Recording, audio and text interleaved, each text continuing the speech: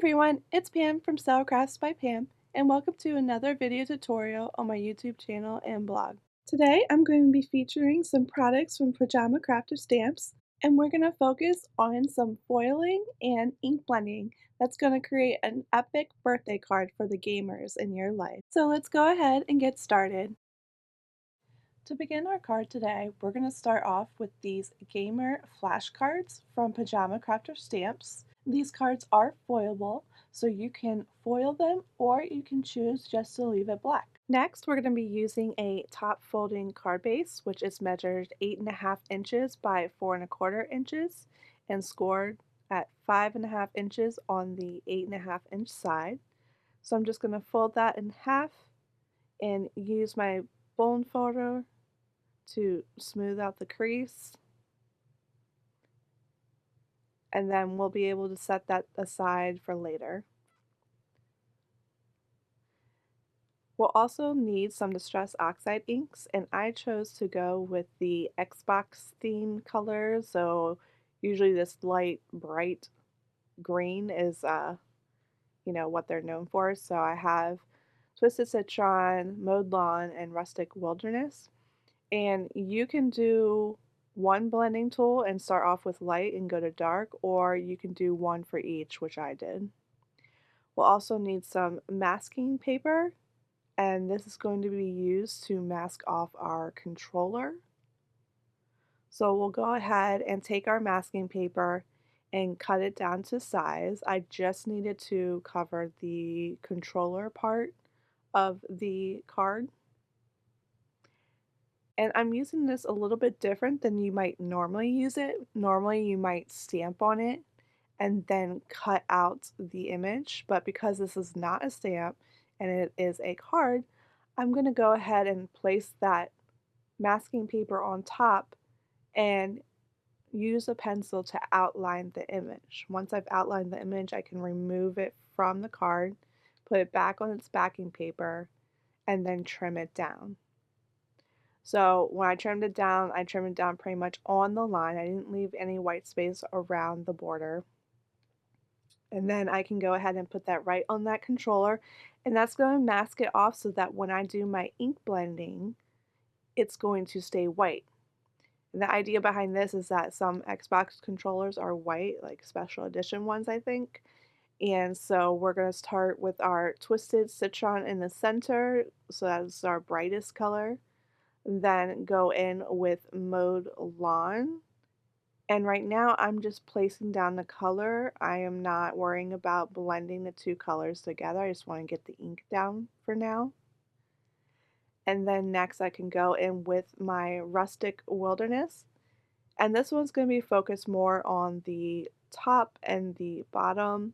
I'll do a little bit on the sides just to kind of keep it consistent, but there's not as much room on those sides for the Rustic Wilderness. So now I'm just going to go back and forth between the colors using my ink blending tools to make a seamless transition from one green to the other.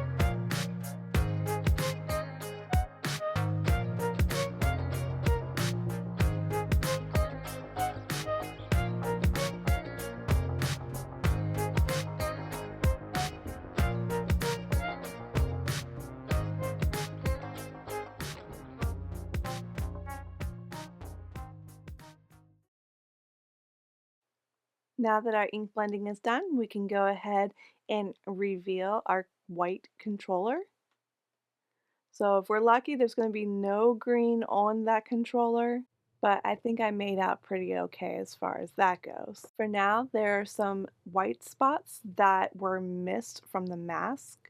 Um, because the mask was bigger than the controller in those spots. So I just have this little tiny brush that I was giving. I'm just dipping it into the oxide ink and then brushing over those spots to fill it in. So here's a look at that finished panel.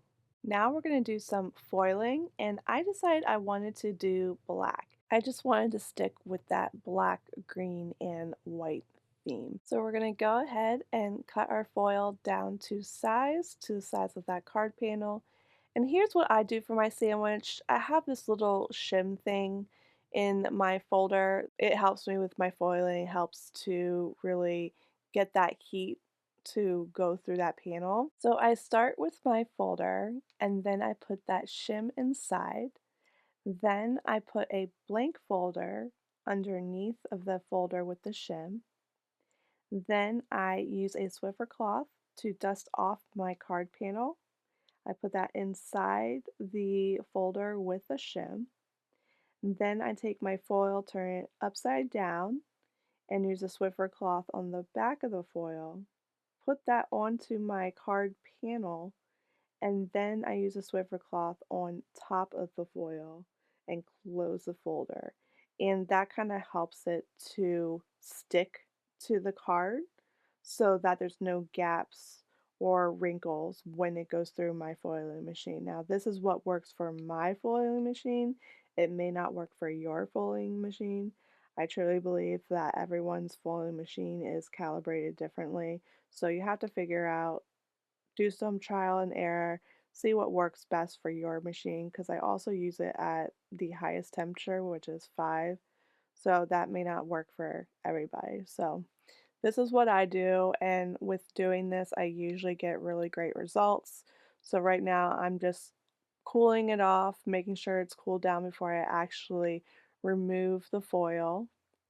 And once I do that, it's going to reveal this nice black shine that I didn't have so much with just the toner. I did notice on here that I did have some foil that stuck where I didn't want it to, so I'm using this little eraser to erase that foil right there. And this eraser has two sides. It has a more rubbery side and a side that's more like sandpaper. So I use the one that's more like sandpaper to remove that foil.